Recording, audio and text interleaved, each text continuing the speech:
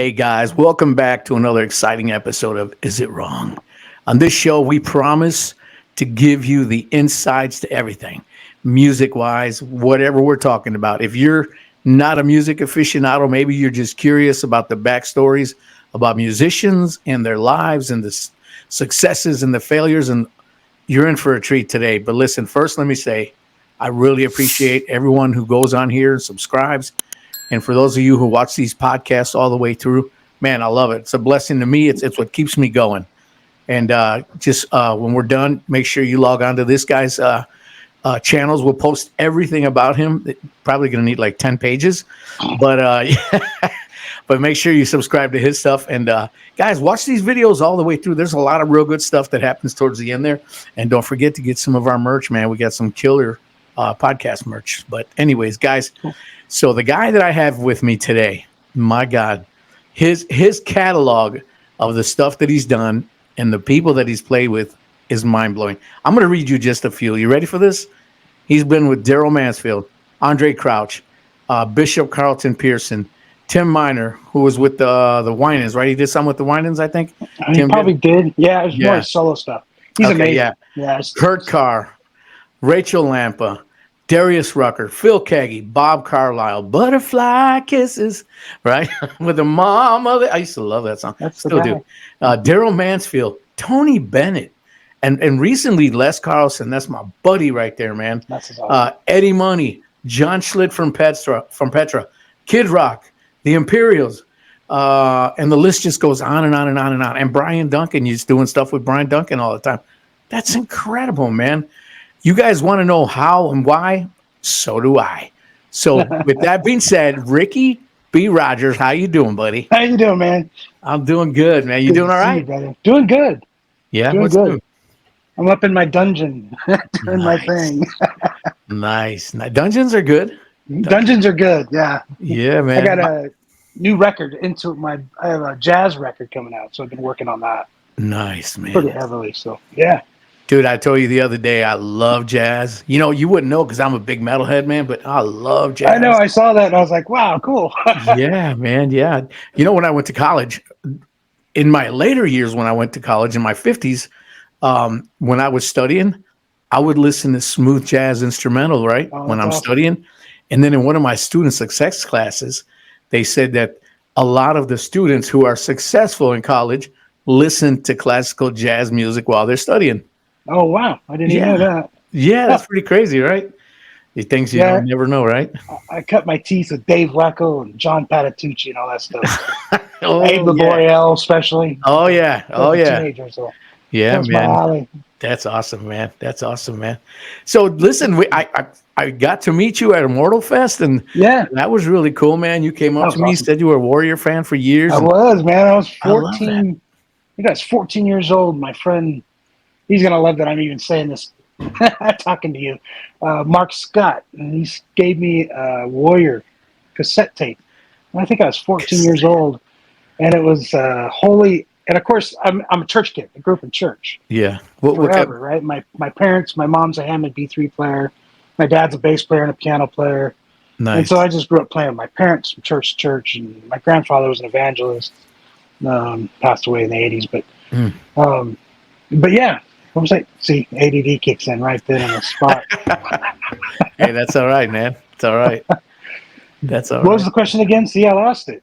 No, what I was going to just ask you was, how old were you when you first got into music and stuff? Oh, I mean, with I was everything I was 7.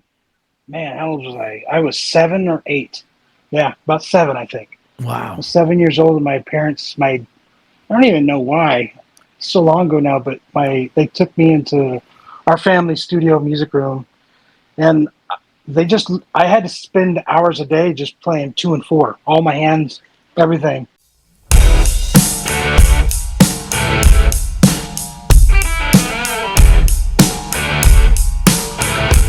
And it would be like R.W. Shambach music, for example. Oh, man. And like old revival music. And that's how I learned. For a whole year, I kind of did that. And then eventually I started playing at church with my parents. I think my parents just needed a drummer. Yeah. I think that's what it was. So they raised you a drummer. Yeah. So then I did that forever, and it wasn't until I was 13 maybe that I discovered rock and roll. I grew up on Brian Duncan, of course, because I like anything funk, and especially like Jeff Porcaro. So I really got into Brian Duncan because Jeff Porcaro played drums on his records. Yeah.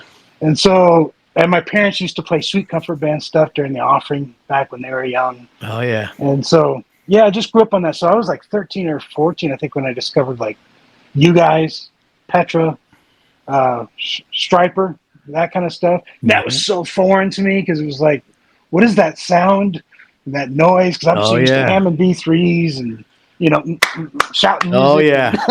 Jesus is my doctor, and he writes down all. Oh, I know all about that, bro. Yeah. So rock to me was like, whoa. I tripped, and of course then immediately I wanted a guitar. I already played drums and a little bit of bass because it was always around. So then my dad got me a guitar when I was 13. So then I started getting into rock a lot more, and that's where I discovered you guys. And the reason I was so in awe because Holy, Holy, Holy, I think was the song on that record. Yeah. And I never heard a worship song sound like that. And I was like, yes. Yeah, man. Do you know? Well, because you were at Immortal last year. We end every one of our shows with Holy, Holy. Oh, dude, you should. It's great. Dude, and what you saw, what we like to do is we bring people on stage, other artists really or cool. just friends and stuff, because it leaves the focus where it needs to be, focused on Jesus, right? We put on a show, we rocked out, we had fun. Okay, now let's totally end the night so everybody leaves thinking about the Lord. And that's why we do it, man. Yeah. No, that's awesome. Dude, I remember seeing Brian Duncan at Wheaton College with Phil Keggy playing guitar with him. Oh, that's cool. Yeah, that was like the craziest thing. I didn't know then. I guess Brian sang on some of Phil Keggy's stuff too, right? It was the tables were turned or something. They've done stuff for years, yeah. Yeah, if you ever get a chance, ask Phil Keggy to do a Brian Duncan impression. Oh, really? It's really good. Oh. Is it going to be babysitting grandkids and feeding them ice cream? No. Remember he said that to me today? Now it would be. Poor guy. No, I was talking to him most of the day earlier today, and I found out it was 10 hours he was with his grandkids yesterday.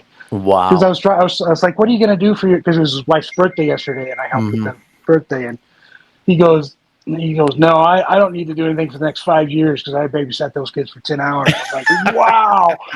I can't even, I would have hated to have been in the same room. Oh, yeah, no doubt, man. No doubt. No, Brian's amazing. He's awesome. But you know what? When they're your grandkids, man, there's something that changes, man. It's true. You just, my grandson just turned 2 years old, and this past summer, he's sitting on my lap driving my boat, and he goes, "My boat, Papa," and I said, "Yeah, it's yours, man." My kids are looking at me like, "What about me? What am I, dirt?" I do the same thing with my grandkids. I go see all my grandkids, and then I look at my daughter, and I'm like, I did come to see you too. Yeah. Man. Anyway, yeah. Hey, no, go ahead. You have what? I have 5 grandchildren. Wow. 4 grandsons and 1 granddaughter. And you have that's 3 daughters, 7 4 daughters, 7 daughters. Ready for this one? Jasmine, Jaden, Jordan, Jana, Jelena, and Journey. 7 girls. And you're still sane. Sort of. We had 5 boys. I am a musician. Yeah, well, that's kind of like you're out, right? Yeah. Yeah, we raised 5 boys and 1 girl. And the 5 boys, even to this day, when it's like, "Hey, Dad, no. Okay, yes, sir." My daughter, when she turned 14, she's like, "Hey, so-and-so is going to pick me up, in his car." And I'm like, "No, he's not." She's like, "Yeah, right. Yeah, he is." Don't you want to give me a ride? I'm only going about another mile. Then what the hell did you pick me up for? I'm like, Oh, man, yeah. I had a lot of friends with guns. Yeah, I have a lot of guns, but nowhere to put her, so I couldn't, No, I'm kidding. I wouldn't kill her. You never know nowadays, right? What you say? Oh. Someone's gonna knock on my door and arrest me, Oh man, you never know. Yeah, man. Hey, so listen, let's dig in a little bit to the music. Let's go back when you could go into a studio, you got a budget, you want to record some music. and you actually want to sell some records. Back then to now, what a difference, man. What a Oh, yeah. difference. You know what I'm totally saying? different. So you've experienced Totally back then. We both have, but let's talk a little bit about the beginning stages of when you were doing that stuff. When you were going into a studio, say, here's my budget, here's what we got, or hired gun or whatever, Yeah, no, yeah. I used to work for a studio too when I was a teenager. You're talking like the recording side of stuff. Mm-hmm. Yeah, from the recording side stuff, totally different. From splicing 2-inch tapes and loading it and the heavy and yeah, the patch bays. I don't miss patch bays. Oh yeah, man. Yeah, bro. I forgot all about those, man. to now, you can have your studio in your bedroom.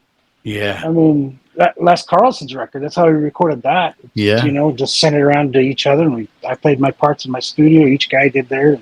Yeah. Send it back and done. So, yeah, I love it now, but I do miss some of the old ways of recording.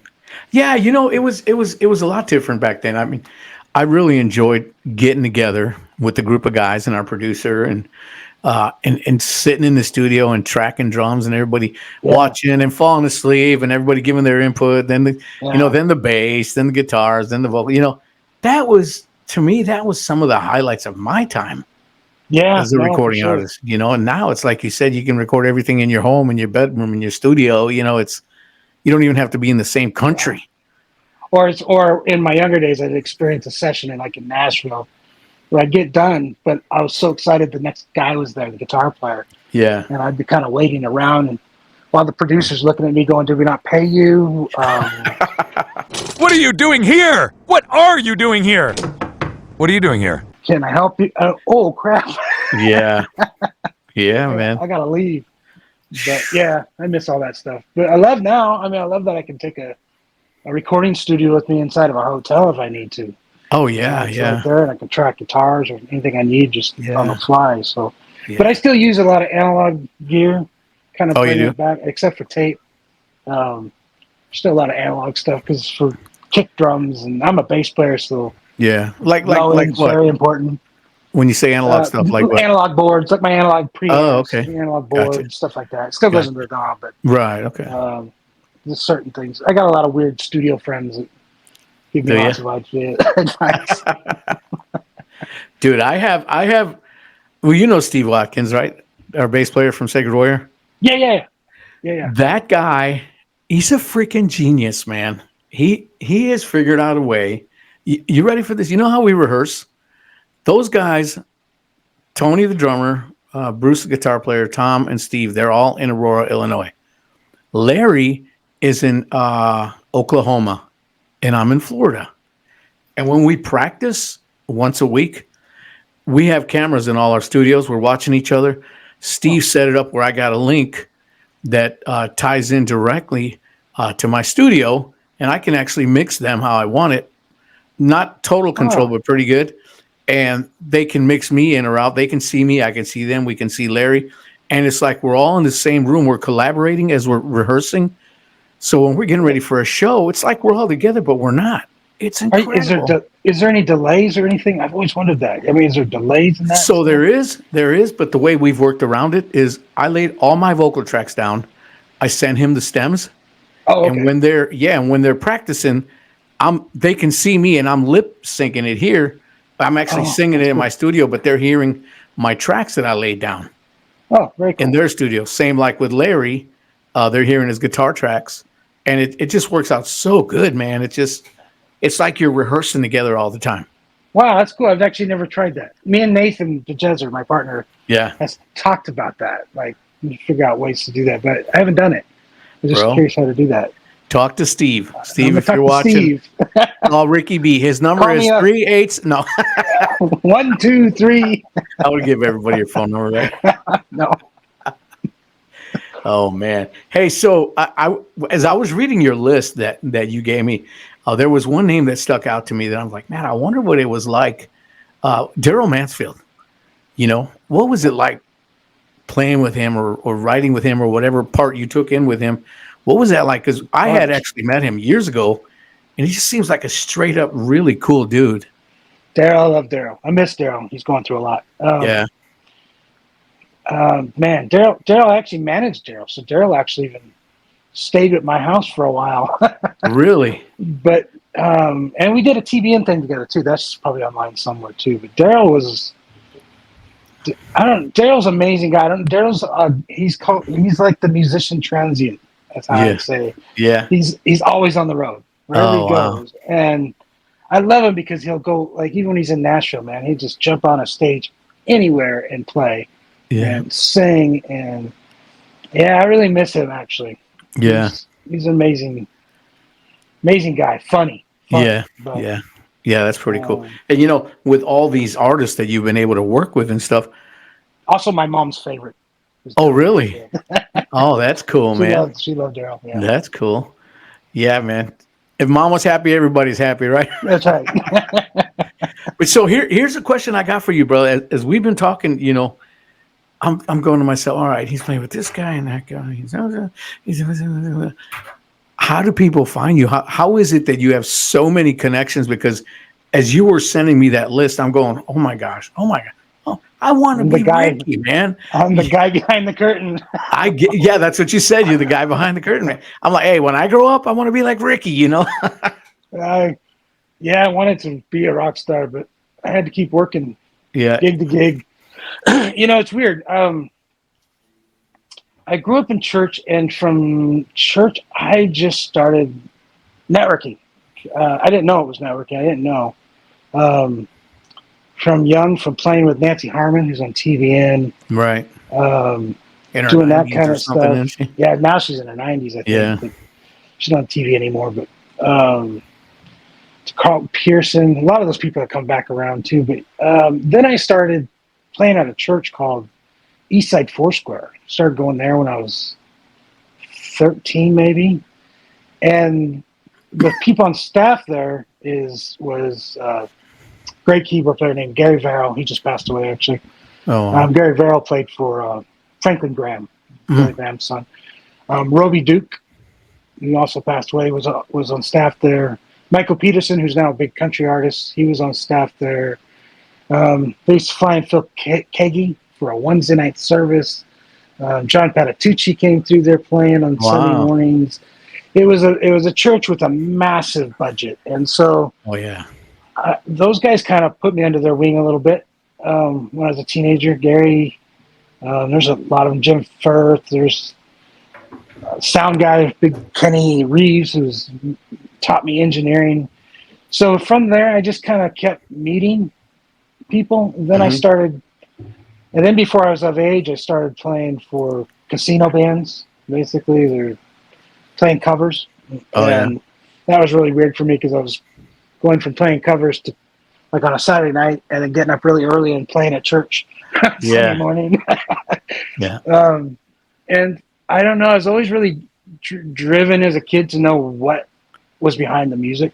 The thing about music is it's fun to play. You can feel it, you do this, but I think my dad always kind of taught me find out what's the business behind it, So if I was doing a tour or I was playing for somebody, I would go hang out with the manager. Or go talk to the agent or the A&R guy. And so, because an artist can't help me, but they can. Yeah, no, that's true. Right? So yeah, you got to know where you got to work where the Lord leads you, right? Yeah. Well, was leading you there. The thinking when you're young is like, if my demo could get to that one artist and he hears it, it's going to go a long ways. I learned really early on, they can't hardly help themselves. They need a manager to do anything. What are they going to do, right? So quickly I learned just not giving a demo to an artist. It's the manager. It's those people. So let me say one quick thing to that. Just while you're talking about that is, we just played with Queensryche, and they liked us, right? And I don't know if it was Eddie Jackson or the other guitar player, but Bruce was talking to them, and he told Bruce, he said, "I really like you guys, man. You guys should do more shows with us." And he said, "Who's managing you guys? Who's booking you guys?" And Bruce is like, "Well, we kind of are right now because we're just coming back into the scene." And he's like, "I can't help you there, man. If you had a manager or a booking agent or somebody working with you on that sense, I could have helped you out more." So that just kind of ties in with what you said. Yeah. The artist can't do nothing. They could love you, but they can't do nothing for you. They can't do anything. Yeah. So so I kind of learned that really young. in my early teens. So I was, and I'd always heard this thing growing up. You got to be at the right place at the right time. This is making the music, right? You hear that as Yeah. a kid. Yeah. That made no sense to me because I'm thinking all these people I'm hearing on the radio, all these people are at the right place at the right time. Right. Wait a minute, right? So that's when I started learning this is a business, and I wanted to learn what that business was, and so I just did, man. I went and put myself in positions as a teenager just to be around people. Roby Duke was amazing to me. Oh, I miss him a lot. He was a real legend, but that guy was a recluse, man. This will be funny for you. I accidentally broke a John Patitucci bass once. I stepped on it. Man. I was at Roby Duke's house because we all lived in the Linwood kind of area, Seattle area. Yeah. And so he always had a studio. He's kind of a hermit, hung out in his house a lot. And so he had a studio, and he did stuff for the Titanic movie. He did all kinds of. He was amazing. He did all kinds of stuff for everybody. But he had gear because Roland and people would send him gear all the time. And John Patitucci was his buddy. And so there was like this Warwick bass that John just didn't want, but it had his label, John Patitucci, at the bottom of the fret thing. Wow. And so you're kind of stepping around gear to get through the house. And I accidentally stepped on the neck. Oh, and I was like, oh no, Roby, I broke this bass. He goes, yeah, I don't think John wanted it either. But you didn't have to, man. right? Yeah. Golly, man. They didn't care. But yeah, Roby, I learned a lot from Roby. I learned management young because I had a funk band that had asked me when I was 16 to manage them. Really? And I didn't even know what management really was. I had to go really figure it out and learned it kind of quick. Did that for a year, but I wasn't really old enough for that. I wasn't old enough to manage when I did manage. I was not very good at it.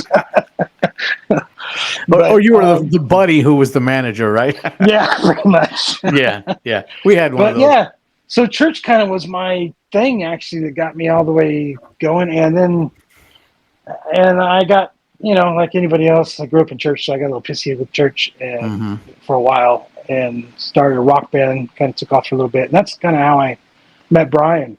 Oh, yeah. Duncan was right during that time. And my band had broken up, and Brian, I don't think he was with a label at that point. Joyride had just come out. And so that's when we got together, and he goes, man, why don't we just team up and do something? And I still had an agent. How did you meet him? There's an old song called Mr. Bailey's Daughter that was a huge song for me as a kid because I grew up in church. And so, and I was going kind of sad or something during that because my band had broken up. And so for some reason I thought, wonder if that Brian Duncan guy is still alive. I was, I'm a young musician playing around. I'm not paying attention to Christian artists at all. Sure. I don't know what's going on.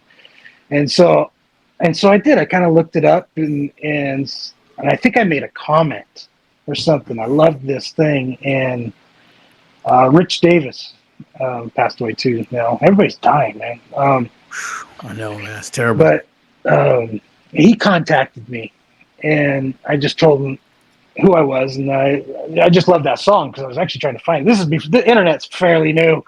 Yeah, you still have. I love dial-up.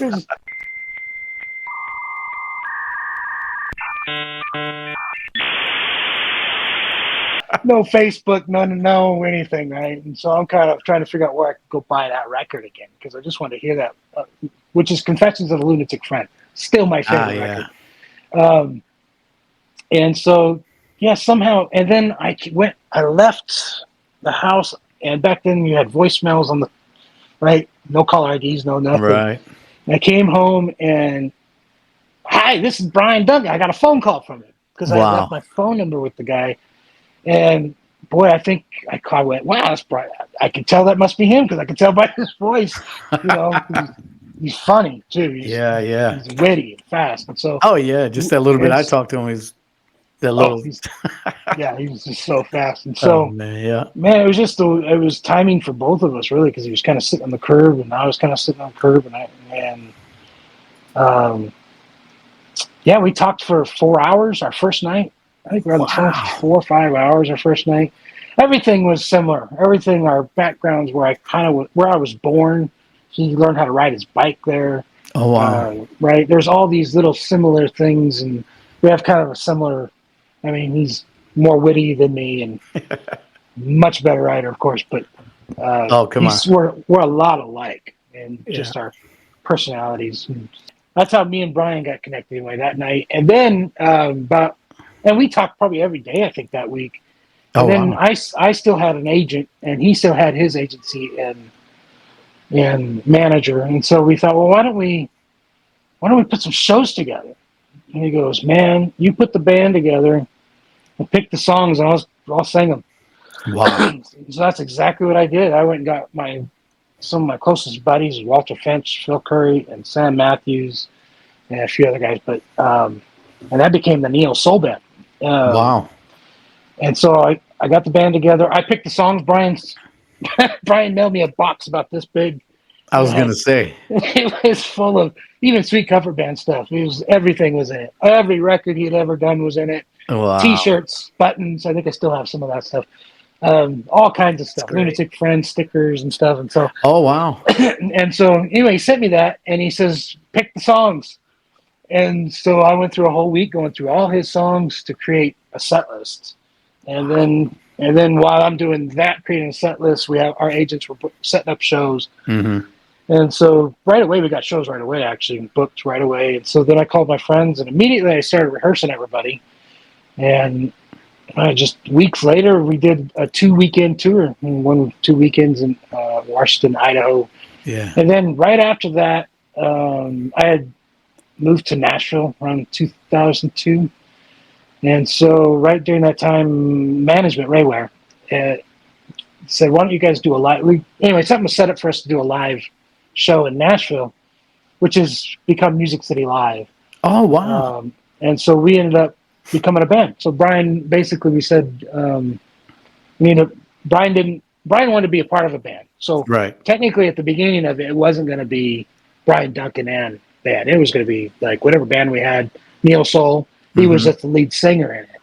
And that was his mindset back then. Anyway. Right. And then management was like, no, put your name on the front because nobody knows who we are. Yeah. They know who Brian is. So this is our 20-year anniversary of Music City Live this year. And that's all over YouTube because it was a DVD and a DVD. And then after that, we did our Christmas record, which is called the Neo Soul Christmas. Mm-hmm. And that one's a funky Christmas record. I know, dude. I listened to that. I love that. I love that. Purposely made like a kind of a Motown soul kind of funky Christmas thing. And then our third record was Still Dancing, which was an all studio record. All original. We wrote everything, including Bob Carl co-wrote some stuff on that too. Oh, wow. And Daryl Mansfield was on that record as well. But we lost the masters to that one. Oh, man. How do you do that? The 2-inch? The Ataris? No, we were on, I think that was Pro Tools. We lost a hard drive. That's basically what it came down to. And thank God for external hard drives now, right? Somebody thought that somebody had a hard drive that somebody else thought had the hard drive, and then come to find out none of us had it. Oh, so we lost the masters, so we couldn't put that out. Otherwise, that would be up on everywhere else. But so if you have masters, contact me. Yes. We'll make millions. Hey, Ricky, is it wrong? Not at all, baby. No. We're in the process of re-recording them now. So, but yeah, if those masters pop up, I'd like to. That would be pretty incredible, right? We'd like to have those. Yeah, man. And our guitar player passed away about 3 years ago too, which was really hard. That was out of the blue, Walter Finch. Yeah, man. So, but yeah. Anyway, my journey with Brian's been tight for years. Still, even now, we were just talking about another song I'm going to start recording for him here.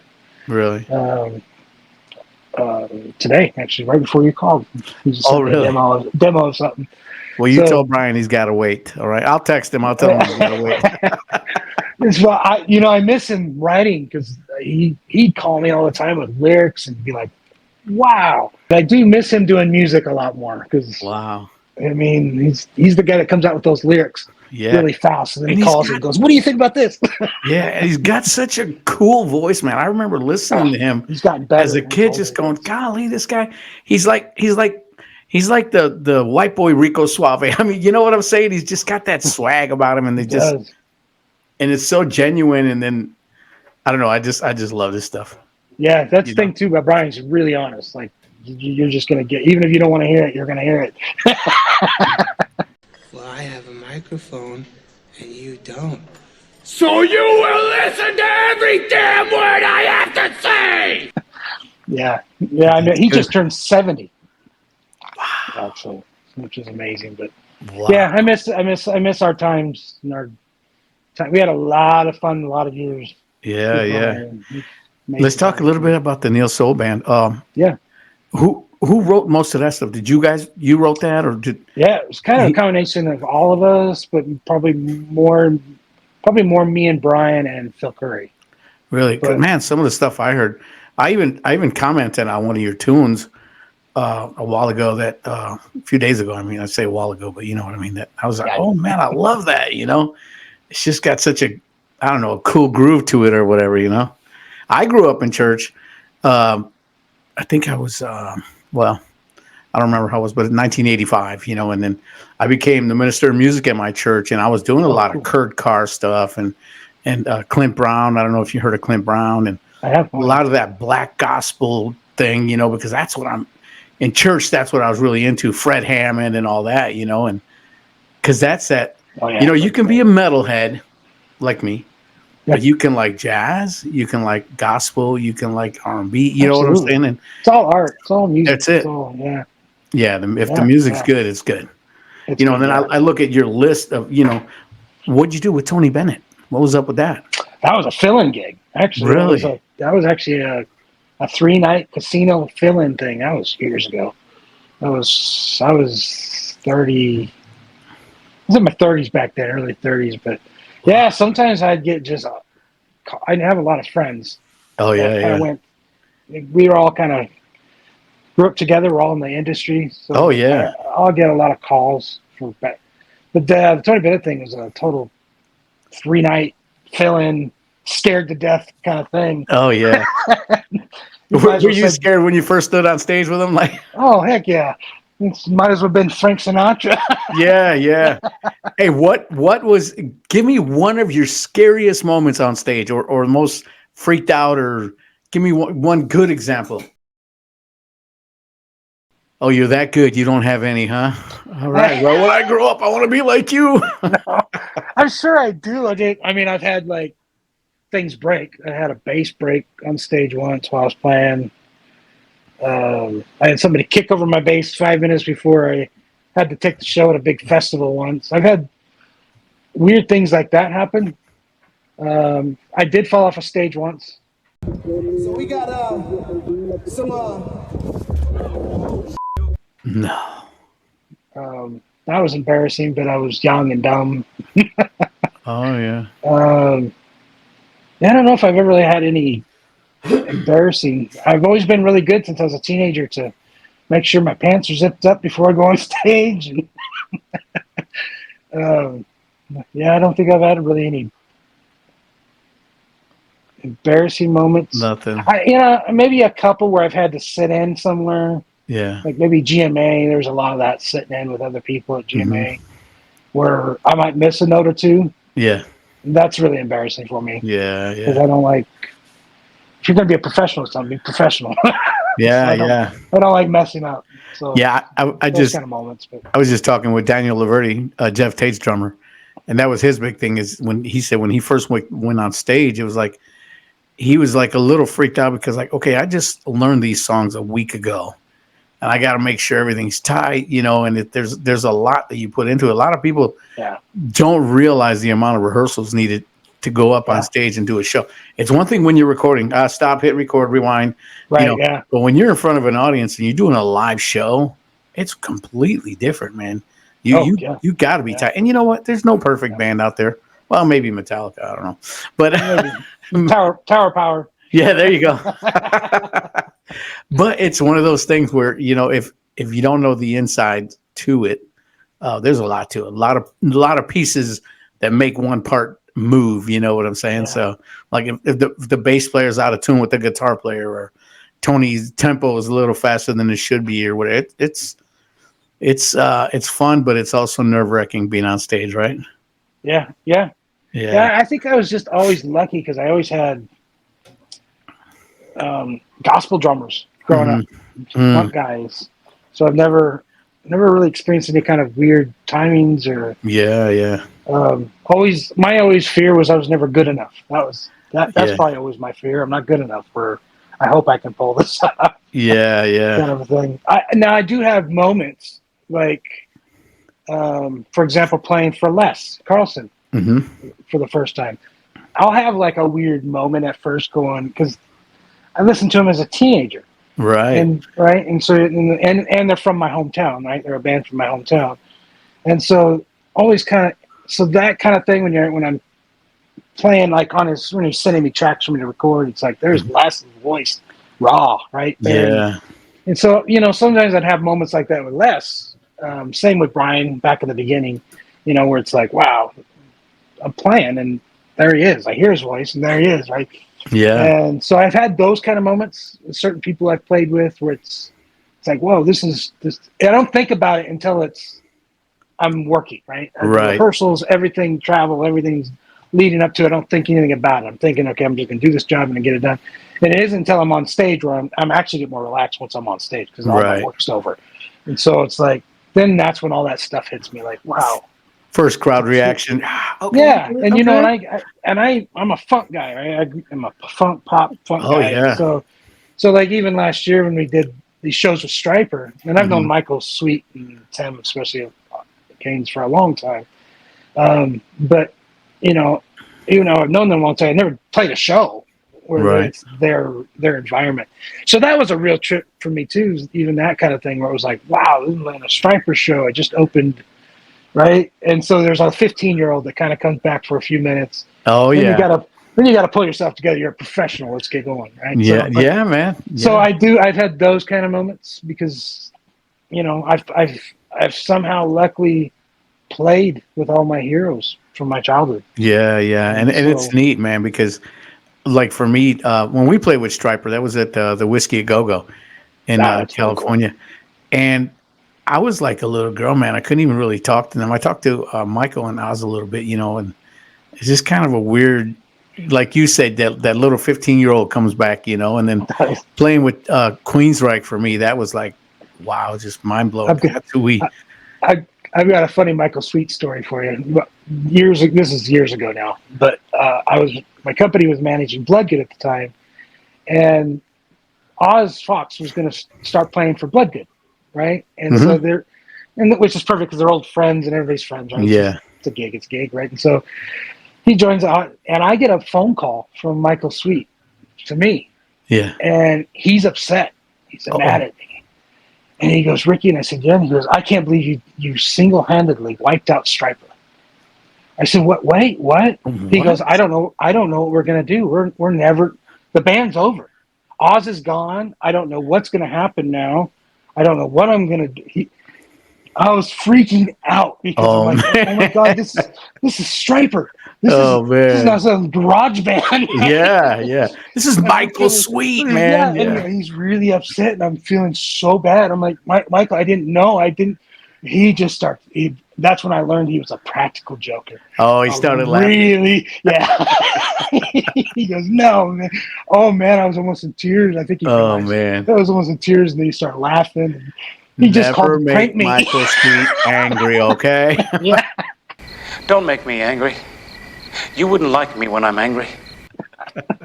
Oh, it was hilarious. That's when I realized he's a prankster. So that was one of my fun Michael Sweet stories. Yeah, he's hilarious. When I was talking with Janice, did you watch that interview? I did. I love that. Janice, I like what she said. She said that Oz had talked to Robert about just being a guitar tech for Michael. Yeah, I heard that too. And then Robert's like, "No, let's let him join the band." So I was like, that was pretty cool, man. Man, imagine if he didn't ask to be the guitar tech. Yeah. It's crazy, man. You just you never know. Yeah, those guys are great. Michael, I love Michael. Michael's got that humor I like, that Adam Sandler kind of humor. But Yeah. anyway, yeah. Oz actually Yeah. played on a couple of my songs with my Deny the Fallen band. Oh, did he? Yeah, Oh, he he's did so some great. solos on a couple tunes. Yeah, just great He's just, stuff, man. He's just a good guy too. He's amazing, Yeah. dude. Oh, I had actually reached out to Tim trying to get him on here, and he didn't even Oh, Tim respond. Gaines, yeah. Yeah, he didn't even respond to me. I was like, man, maybe he's too busy. He's now him. I'm probably the most close with because we were kind of neighbors. We hung Oh, out a really? lot. He's a Well, bass talk to him. player, and I'm a bass player. He's also the goddad to my youngest daughter. Oh, really? Yeah. So Tim, I was always really close to Tim because we were just always close to each other. But Yeah. yeah, then he moved. He got remarried, moved to Arizona. Now he's known as Pastor Tim, I believe. But I think he just recently moved again. But yeah, I haven't talked to him. I guess we FaceTimed this last year. I think we FaceTimed. Oh, yeah. I need to call and catch up with him. But Yeah, man. I Seems love Tim. like a real Tim's a great stand-up guy. guy. Yeah, yeah. Tim's awesome. Yeah. Yeah. I've had a lot of just hangout times. We Yeah. used to run around Nashville looking for vinyl records. Oh, really? Man, I learned so much from Tim Gaines about vinyl records and Really? ham radios and stuff. That guy's Oh, he's a ham radio guy. He's serious ham radio guy. Really? Licensed from Wow. yeah, he's amazing. Plus, he's built his own basses and That's cool. yeah, I've bought a few basses from him. But yeah, he's awesome. Yeah. Tim's a cool dude. I always loved Tim. Yeah, I'd love to get a chance to talk to him, man. He was the one for me. Seemed like the most private, behind the scenes guy Very in private, Striper. So I've never really gotten into his head. I don't really know what his deal is. You know what I'm saying? Yeah, he's actually shy. He's just he's just kind seems of like a it. shy guy. But yeah, you get him one-on-one though, you'll get him laughing. Yeah, he's shy like you, right? Yeah, I do have a shy side. I promise. Yeah, right. You played with everybody and their mother, and you're shy. Yeah, yeah, whatever. Yeah, man. it's really that's all God. Really, I'm not a really spiritual talker because I don't like. Right. I come from church. Sure. I don't. So usually that church talk sounds phony to me. You know, so I don't usually talk about it. But I do know that God had His hand on me through all this stuff, and everything I've experienced, and I do sometimes I think back and go, wow, I can't believe I did that. Sometimes I forget I did that. Oh yeah, I remember that. And it's like, I shouldn't have been me. Yeah. Oh yeah, bro. I know all about that, man. You just one day you're like, God, who am I that you're doing this with me? You know what I'm saying? I'm just a knucklehead guy that just loves you and imperfect in every way, but yet you use me in such a way. You know what I'm saying? If you're willing to get used by God, He's going to use you, man. We hear about it all the time. I'll tell you one. I'm open about it now because I just have to be for myself to stay sober. But I recently quit drinking completely. Lost all desires for it. And, that's great. But man, I had to learn. I was a different person with that even. But that really, I didn't realize how much that was blocking even my music and stuff like that. So I'm over a year. Oh, sober. Good, man. So let me ask you. So something like that. So stuff like that has really been a big. Yeah. Did that affect your daughters or your wife at all? Your relationship with them? Yeah. Or? Oh yeah. Yeah. For sure. Yeah. And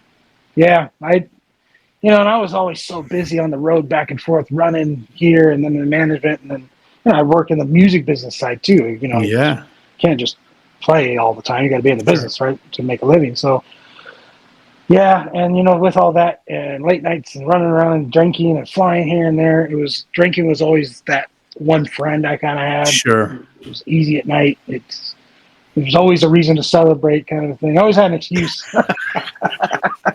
It's always Taco Tuesday, right? Yeah, that's right. So, and I've lost some friends. Man. I've lost some friends, and there's still probably a couple friends I need to go back to. Eventually and apologize, but I didn't. I was also a church kid and didn't discover alcohol until I was 29. Yeah. So I just kind of fell fast and hard. Yeah, and what we don't realize is just like in the positive way when you're saved and your actions speak louder than your words, obviously. But when that affects somebody in such a cool way, when you look at the other side of that, the drinking and the people who are on drugs and the negativity, and it doesn't even have to be that kind of a deal, but just negative That people could in be anything, general. really. And yeah, dude. And you don't realize the effect you have on other people. People always ask me, dude, I'm a construction manager for Lennar Homes. There's a plug. But my guys never see me mad. Nobody ever sees me get angry. I'm chilling. I've had some of them, say, "Hey man, dude, you never get mad." And I'm like, "Yeah, I do, but I just deal with it differently." I did a little podcast on this recently, but that's me, man. I live my life. I am who I am, and I don't let my circumstances change that. Yeah, I'm So actually the same way. I never get angry, and the only time I ever got angry, which I was drinking, so I didn't know, was when I was drinking, and I thought I always told everybody I was the nicest guy when I drank, right? Oh man, because I am. I generally just love people. I just love people. I like hanging out. I just love people. I'd never have a beef with anything, yeah. And so it's and it's been the battle of learning that too. But yeah, I get upset when I drink. Liquid courage, Like baby. just one little, and I learned it's one little thing. If I just get a wrong look or somebody says something that even refers to a church thing, like that really triggers something. Really? And that I just jump. And it's like, I had no reason to do that. And it was the alcohol. And so it took me a long time, up until a year, just this last year and a half. Yeah. That I had to wake up to it because I didn't see it. Yeah. I didn't see it. I didn't recognize it. And I had a big wake up call. And yet, God was still using you. Yeah, isn't that amazing? You know what I'm saying? Look at some of these artists. You know what I'm saying? Yeah. So it's hey, God's going to use. What's cool about some of those artists is they've become good friends. Like they're just friends. Yeah. Tim Miner's awesome. That guy I'll just stop and just watch his Instagram or his Facebook just to listen to him sing. That's great, man. That's and great. Brian's been a rock for me that guy went through rehab. I mean, it's funny because I'm drinking while I'm out playing these Celebrate Recovery shows even, right? Because Brian was in Celebrate Recovery and our stuff was, songs like Step by Step, but I'm still kind of having my drinks. Yeah. During that time, and like even recently where I'm waking up, all those things that Brian speaked on stage, I didn't really pay attention to because I'm worried about sound man, whatever I'm looking at. And it's just in this last year, all the old wisdom stuff from his Celebrate Recovery stuff has come, and I'm using it now. Oh yeah. And I used to think that's never for me. That's what we go out and play. That's what Brian does, and we go out and that's what we help people do that. But it's not for me. I'm gonna go have my drink. Yeah, but God was working through you, and you just didn't realize it. Yeah, So hey, here's the weirdest thing. For some people, transformation is like that, right? And you're saved, and you give up everything, and that's what happened with us. For some people, it takes years. For some people, it's a little bit at a time, and then all of a sudden, one day you just go, "Wow, I get it, Lord. I surrender." I'll tell you that because I grew up in church, devils being cast out, and the whole 9 yards. Right? Total Pentecost, sawdust, tent revivals, the whole 9 yards. And I'd see that all the time. They were instantly healed or this instantly thing. And I used to think that too with myself, like, well, how does that even happen? I see this all my life, but it's not happening for me that way. I mean, I got to think through it and work on it. And, so yeah, that's exactly what you're saying. Yeah, bro. There's that all the time. This thing called the flesh, right? Yeah. Bro, it's weird, man. It's weird. Plus, you have two fleshes when you're a musician. Yeah, no doubt. Oh my gosh, man. How long you been married? I'm not married now. Oh, you're not? Okay. No. That's right. That's your girlfriend. Yeah. Gotcha. Very supportive of you. Extremely. She was a big part of me quitting drinking. Huge. Really? That's Huge awesome. Part. Yeah. Does she drink at all, or no. Yeah, good, man. Not at all. No.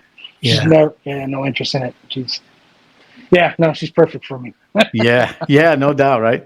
I know, because it's easier if you're both like on the same level, Yeah.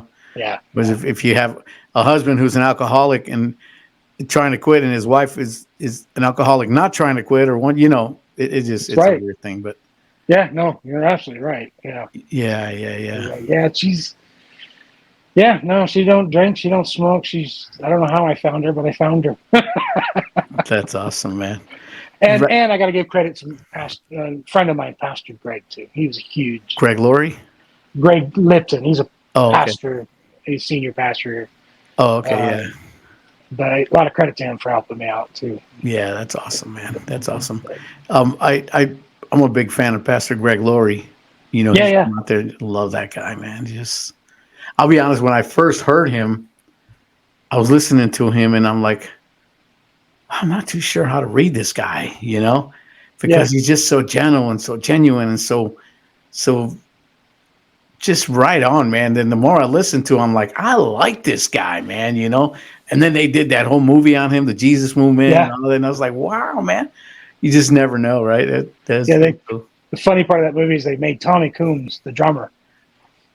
And Tommy Coombs is from the original band. What's that group that's in that?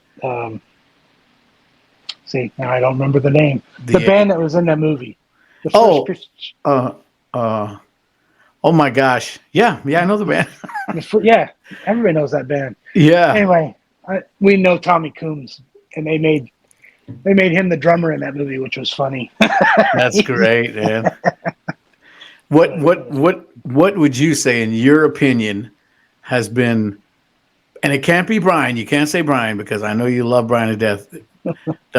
Your most favorite artist to work with, or your most memorable time that you've had on stage with someone, other than Brian, like I said, because I know you and Brian are like this, you know, but is there any others that you would just say, man, I just really, really love performing with this guy or writing with this guy? Or probably Bob Carlisle.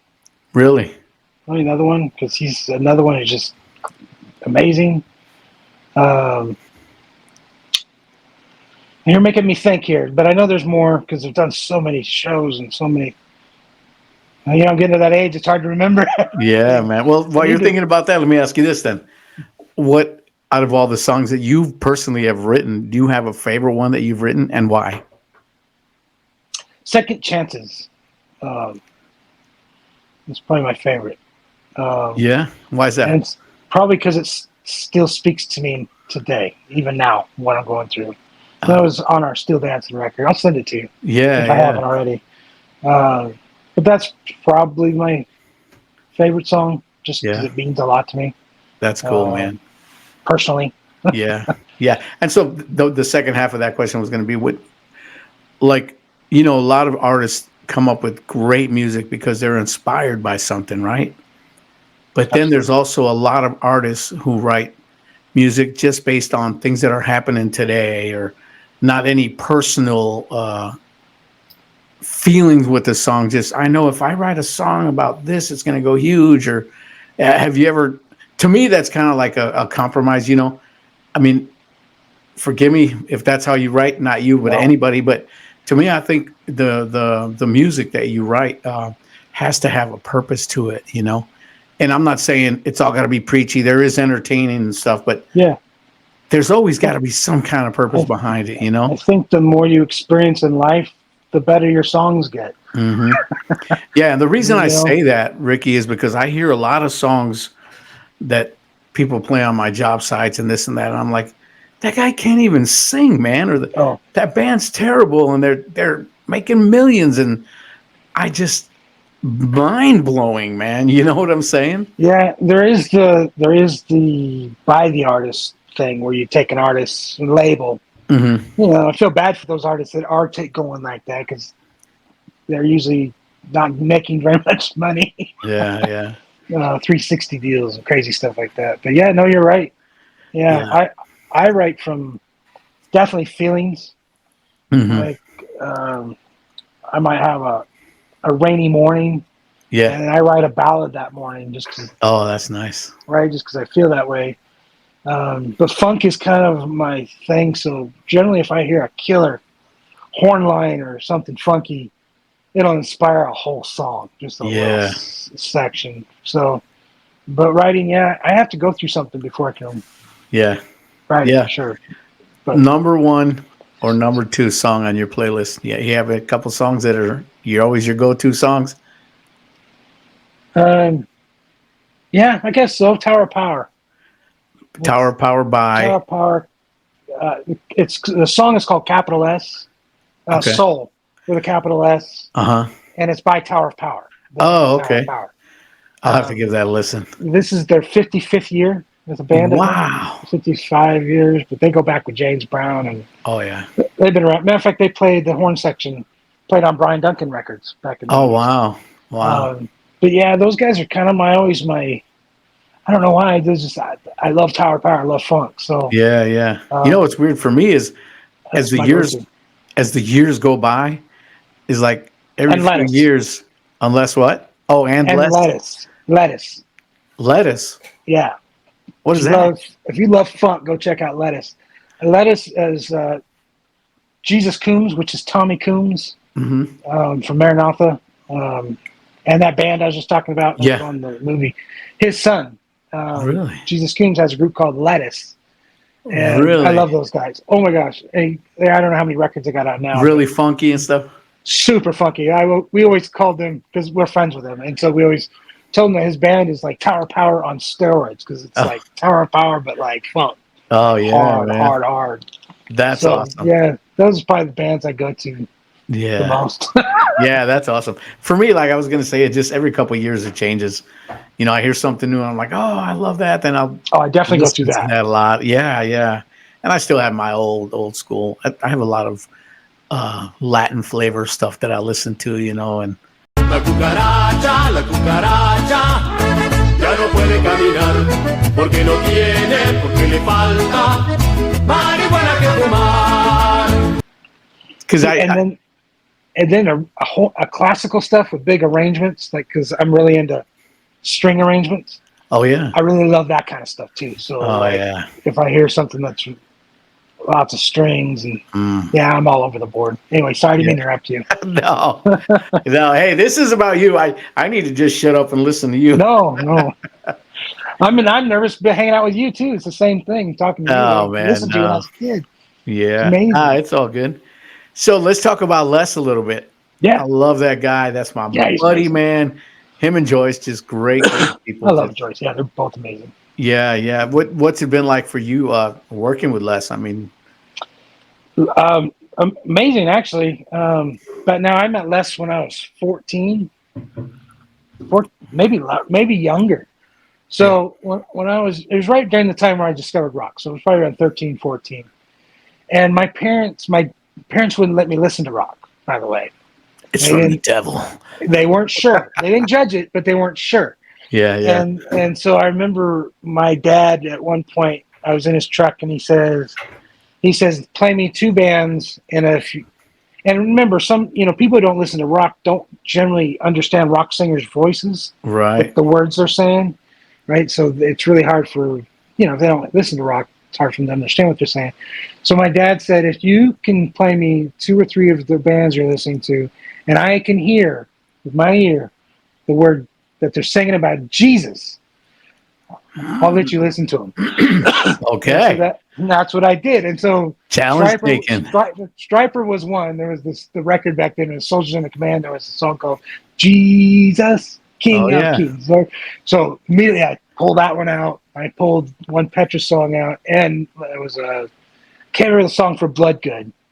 But I played them all, and my dad's listening close. And he's like, I don't know, is that Jesus? And I went, yeah, rewind. Let him hear it again, right? And so then he was good. But then right during this time, Bloodgood decided to do an acoustic show at a church somewhere in Seattle. And so I was asking my dad, is there any way that you would take me? I had never been to a rock concert, even though it wasn't a real rock concert. It's an acoustic show, right? Yeah. And so my dad goes, he was really leery about it. And so he takes me and we go to this, it's just a church, right? And so they're up there doing acoustic things, and they were getting ready to release All Stand Together record. I forgot the name of it. But anyway, so we're there, and my dad, by the end of the show, my dad loved Les. Oh, wow. And Joyce had sang two songs that night too. And so by the time that we got done that night, my dad was sold. He was like, man, that guy can sing, and man, she's amazing. Oh, yeah. Wow. And so I never was questioned not once again about Bloodgood. That's great. After that. But now, was it just Bloodgood, or did he take your judgment on the music that you're now listening to? No, they're fine. Yeah, no, they were fine with everything. Now they That's don't. Now they great. love it all. Matter of fact, I sent my dad to a striper show about 8 years ago. Back when Tim was playing, I sent my dad to a striper show in Yeah. Seattle. I was in Nashville, but I had it all set up for Tim's games to get him in and everything. And so he did. My dad went, and he's kind of texting me along the way. It's my dad's first rock concert, right? He's a 60-something first rock concert, right? And he's texting me, and he goes, and it's these opening bands, whoever they were. He was like, horrible. Oh Horrible. my gosh. Even the sound is horrible, right? Just because he's a sound guy too. My dad's Oh yeah. sound guy, right? So then he's like, horrible, horrible. And then so I'm like, well, just hang in there, Dad. Stripe will be on soon. He was like, I hope so. These bands really horrible, right? And so then he texts me again. He goes, I said, how's it going now? He goes, I'm outside. They're horrible. And I'm like, Oh, wow. he goes, but I think Striper's getting ready to go on. And I was like, okay, well, go back in, Dad, and get ready to watch Striper. All of a sudden, he goes, okay, they're getting ready to start. I didn't hear from my dad for an hour. Really? For an hour. I didn't hear anything from my dad. And then I finally get a hold of my dad. I was like, what'd you think? He goes, every band was horrible. The sound was horrible. He goes, then Striper gets on. It was amazing. He goes, the sound went to perfectness. He goes, they didn't miss a note. He goes, I was the drummer. He was nonstop go. He goes, wow, what a band.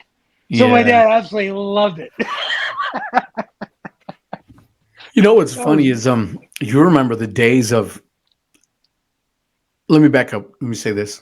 Today, when you go to Rockville, all the bands have great sound. Everybody has great lights. Everybody sounds great, right? Back then, if you were the headliner, you wanted to make everybody else sound like crap so you could sound better. I'm like, I don't get that, man. Yeah, I've seen the stories of soundmen or people getting back there, turning the masters down. I could tell you some stories where it wasn't even the masters, it was the amps in the racks because our sound guy would still turn the masters up. Them faders were maxed out and you weren't getting any sound hardly because they had turned down the amps, you know. But I never understood that because if you have to make the openers sound terrible so you can sound good, give it up, man. Yeah, no give joke. it up. No joke, really. It's true. Yeah, it's true, man. It happened. I remember we played at this bar one time. I don't remember where it was. It was in Chicago somewhere, but we had a great sound. We had great lights. And as soon as we started talking about Jesus, the bar owner literally pulled the plug on us, literally, and kicked us out. He says, "Oh no, you guys can't do that. If you want to do something else, you know." We're like, "No, this is who we are. This is what we're gonna do." He kicked us out of there, man.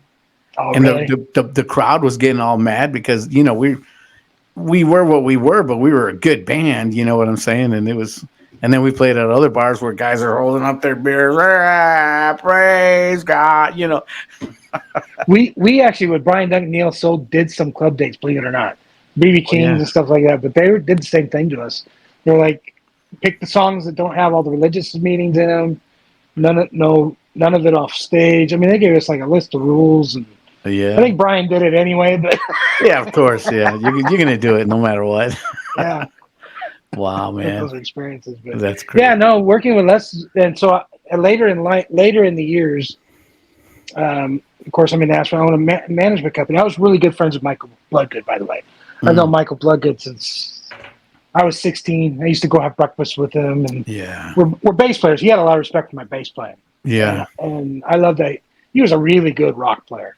Yeah, I wasn't much of a rock bass player. I was a funk guy, but I loved Michael. He was a really great rock player, and I loved him. And I go to his church a lot. He had a church that he was a pastor of. Yeah. Michael was just so that's kind of how.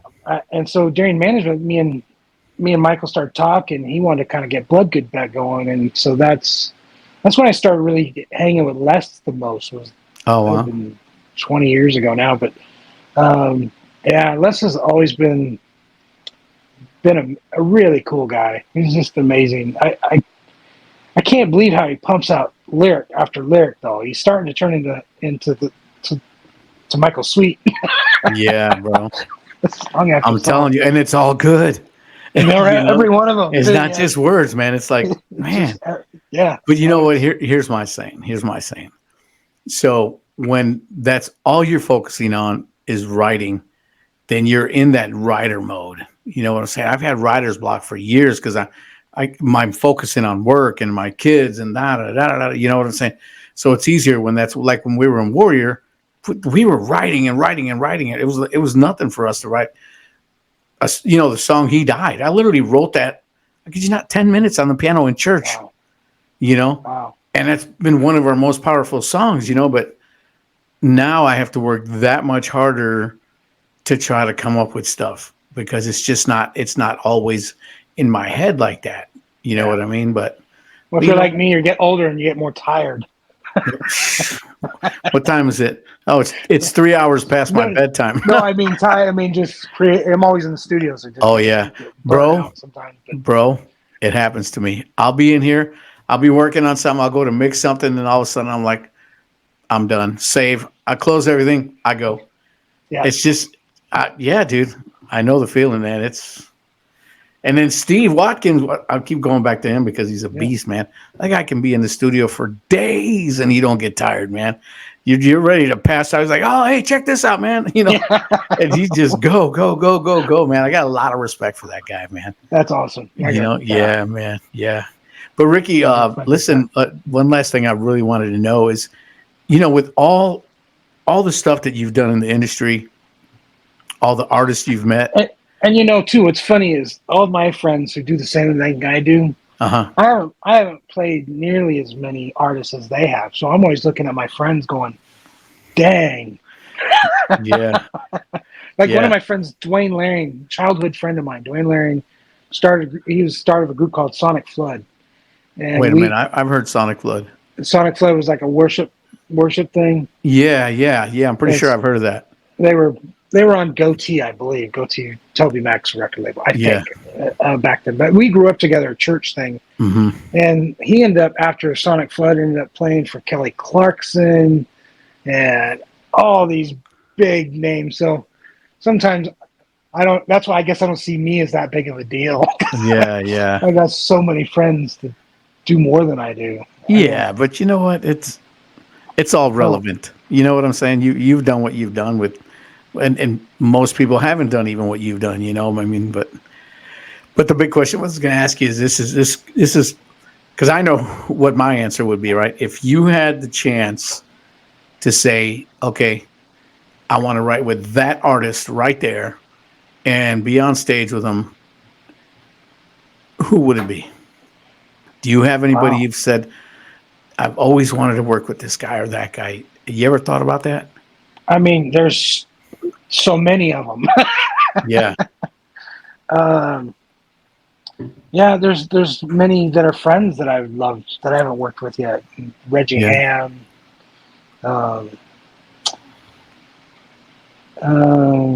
Maybe John Mayer. Oh yeah. Would be one. Some of the people I want to work with, I'm getting ready to work with. But on the bigger level, I guess, probably I'd love to write with Tower Power for sure. Oh yeah. Any one of those guys. Toto. Really? I love Toto. Oh wow. I guess I have so many. Yeah. Tim Miner is a big one. I'd love to revisit, like be able to be on stage with him and hear his voice through the monitors again. He's one. Yeah. You know who my number one would be? If I had the chance to be on stage with these guys and write one song with them and perform it, it would be Iron Maiden. Oh, yeah. Really? Dude, man. See, you can do it too. Yeah, but I mean, probably for me, one of the most just incredible live shows that I've ever seen, man. And every time I've seen them, they always had the best show, and Bruce Dickinson and his voice and Steve Harris and all, just like, wow, man, Adrian, all them guys just, I would love to be on stage with those guys. They would be incredible. Me and Elena just watched it's probably a few years old now, their documentary where they have their own jetliner and Bruce is the pilot. The pilot, yeah. And they take they're on tour with their own jet. Yeah, Eddie's painted on that jet. Yes. That was an amazing documentary. They get all the gear on that airplane. Yeah, it's and crazy. They can hit different countries the same day. I just watched that actually like a week ago. Really? I was so impressed. Yeah, Iron Maiden, you could get up there, can't you? Yeah, I could. You're probably Absolutely. higher than him, actually. No, not higher, but I can get there. I can hang with him. Wow. You know, I hang How with long Dio, is- and Dio's got a pretty high voice. Oh man, that guy! I got to know. meet his wife a couple times. Can't remember her name now. Super sweet. You heard that cover song we did, right? Worldview from Dio. I don't think I have. I didn't know you guys did Really? it. Don't talk to Unless strangers. I got to send it to you. Yeah, send it to me. Of course, I don't know all of Dio's music either, Oh, so it might have sounded original to me. yeah. Well, that's the thing. A lot of people said, "Wow, dude, you sounded just like Dio on that record." You know, and the song is "Don't Talk to Strangers." You sent me a song this morning that's killer too. Yes. Shh. Oh, sorry, but your voice is. Oh, sorry. That was a compliment for your voice. I'm sorry. Edit. I'm not supposed to tell anybody I'm playing with the Bee Gees, man. Come on, bro. Oh, sorry, man. Sorry.